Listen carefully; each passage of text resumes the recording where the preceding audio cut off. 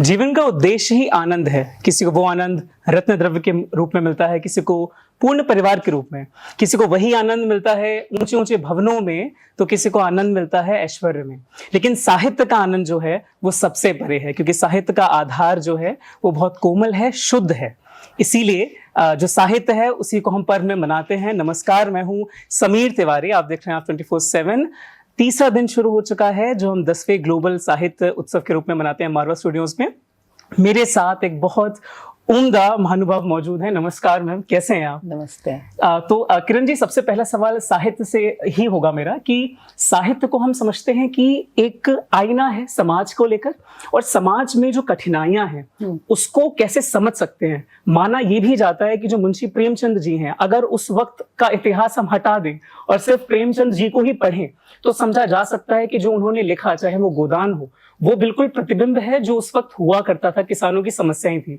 तो आप इसमें बताना चाहेंगे समाज का जो रिश्ता है साहित्य के साथ, उसके बारे में बताएं, फिर अगली चीज आपसे पूछता हूँ। समाज का ही क्यों, मुझे तो लगता है कि इतिहास का भी एक रिश्ता है साहित्य के साथ, क्योंकि मैंने साहित्य भी एमए में किया और मैंने इतिहास अपने बीए में किया।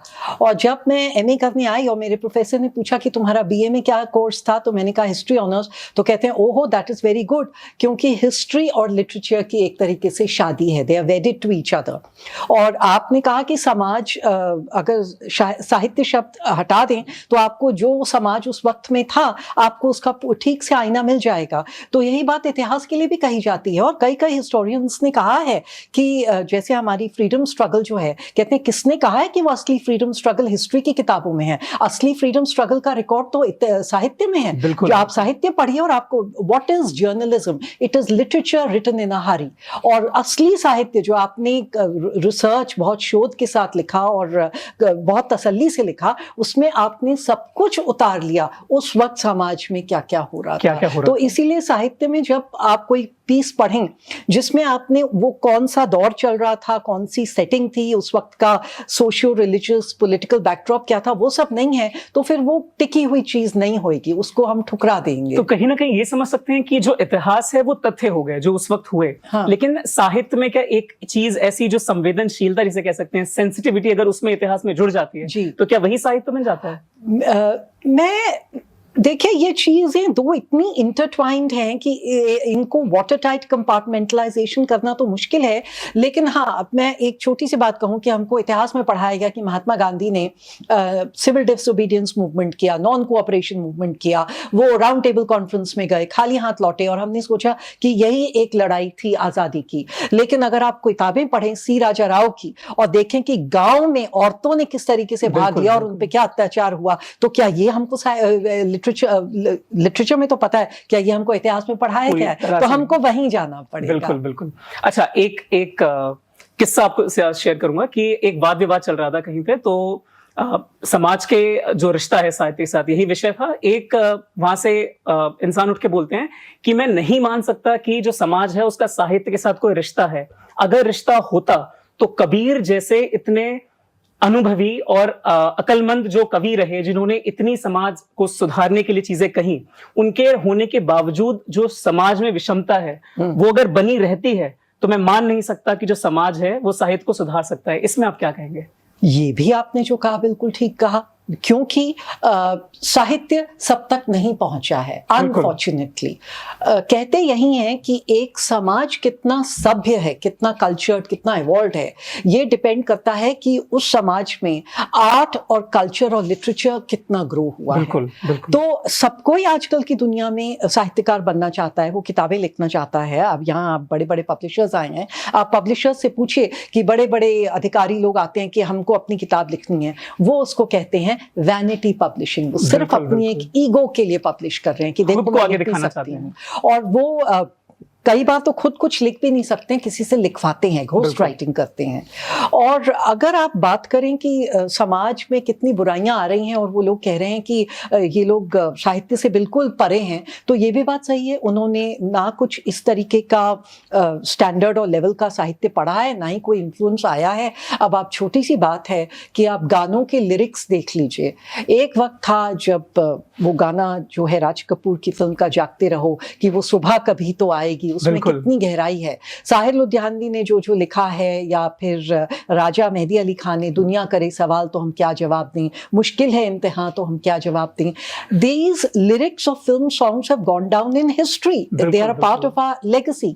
आजकल के जो गाने हैं और जैसे उनके बोल हैं, मतलब कई बार तो लगता है कि इनमें कोई मीनिंग है भी कि नहीं। तो ये भी एक समाज का आईना है कि इन लोगों में वो इतनी गहराई नहीं है, इतनी पढ़ाई लिखाई नहीं है।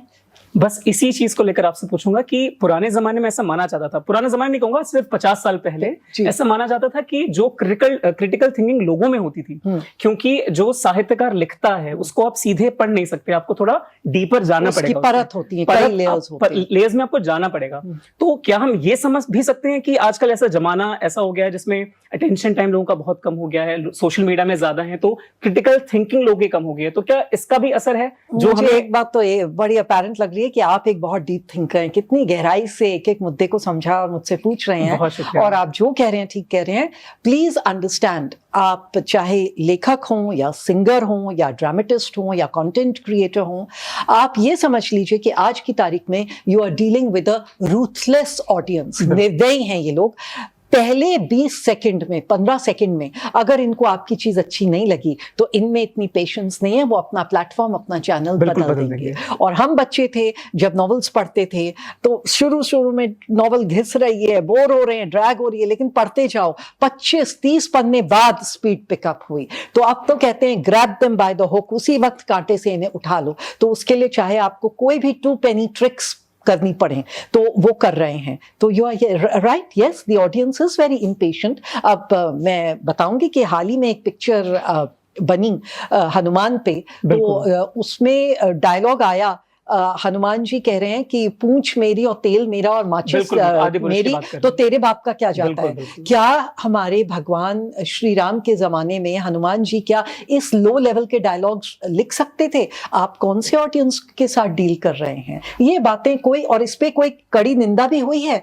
This is the society unfortunately. पर इस चीज पे मुझे मैम बुरा तब लगता है जब ये आता है, एक काफी मशहूर लेखक हैं जो हमारे मनोज मुंतशिर जी हैं, वो अच्छा लिखते हैं, लेकिन उनका सिर्फ ये कहना है कि ऑडियंस ऐसी है। तो क्या हम ये समझ लें कि अगर लेखक ही नहीं चाहेगा ऑडियंस क्या देखे, तो इस तरह की चीज हमारे सामने है। ये लेखक वैसे नहीं है जो आम लेखक है, ये असल में अच्छा लिखते हैं। तेरी मिट्टी जो गाना है वो भी इन्होंने ही लिखा है। तो जब इन लोगों से ये आता है तो क्या ये चीज जायज है कि नहीं, समाज बदल गया है? मेरे ख्याल से लेखक की कुछ रिस्पॉन्सिबिलिटीज भी हैं। अगर आप ये बात कह रहे हैं तो फिर बड़े अफसोस की बात है, क्योंकि साहित्यकारों को, लिखने वालों को, फिल्म मेकर्स को, कंटेंट क्रिएटर्स को समझना चाहिए कि उनका एक बहुत बड़ा हाथ है समाज को शेप करने का। और हम तो ये भी कहते हैं कि एक एजेंडा सेटिंग थियरी है कि अगर ये लोग ठान ले कि हमको समाज में को इस दिशा में ले जाना है, इन पे ये बदलाव लाना है, ये कर दिखा सकते हैं। अब मैं आपको एक छोटी सी मिसाल देती हूँ कि सन 60 तक, 70 तक there was the north south divide. South के लोग हिंदी को बिल्कुल नहीं पसंद करते थे, और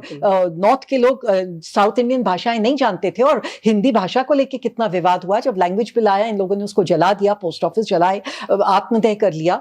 और आज हिंदी फिल्मों ने अपने डायलॉग्स के जरिए, अपने प्लॉट के जरिए, अपने गानों के जरिए हिंदी को इतना पॉपुलर बना दिया है कि मैं देख लीजिए, आमतौर के जो साउथ इंडियंस हैं, चाहे वो कर्नाटका के हों या तमिलनाडु के या केरल के, वो सब हिंदी बोलते हैं, हिंदी गानों पे खूब डांस करते हैं। तो ये है एक भाषा की ताकत। It has even United the country. बिल्कुल। तो अगर साहित्य चाहे, अभी भी इसमें रिवाइवल हो सकता है, एक नई लहर आए। जैसे नेशनलिस्ट मूवमेंट जब चली थी, साहित्यकारों ने ये तय कर लिया था, ठान लिया था कि हम लोगों का मेंटालिटी गुलामी की बदलेंगे और आजादी लेके रहेंगे। आज भी अगर उनको लग रहा है कि अब हाल फिलहाल ये जो कलकत्ता में और ना जाने कहाँ कहाँ क्या घिनौनी चीजें हो रही हैं, तो अगर हमारे कंटेंट क्रिएटर्स, हमारे साहित्यकार ये ठान लें कि ये समाज को बदलेंगे, they can do it, they have the power. और अभी भी कलम में बहुत ताकत है। फिर अगर आप कहते हैं कि लिख दिया तो क्या हुआ, कौन पढ़ता है, क्यों नहीं पढ़ता है? आज सोशल मीडिया में कोई एक लाइन लिख दे जो किसी को आपत्तिजनक लगे तो चीफ मिनिस्टर को जेल में अंदर कर बिल्कुल, देते हैं। बिल्कुल। ये आज भी कलम की ताकत है, इसको समझना पड़ेगा।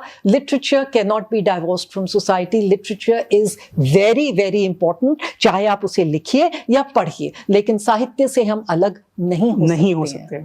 बिल्कुल, जैसा कि मैम ने भी हमें बताया, जितनी भी चीजें, अगर इसका 1% भी हम अपनी जिंदगी में उतारें और लेखक लोग भी उतारें, तो मेरे ख्याल से बहुत अच्छा होगा। आगे की और ऐसी वीडियोस देखने के लिए हम और ऑथर्स से आपको मिलाएंगे। आप देखते रहिए आप 24/7 नोएडा।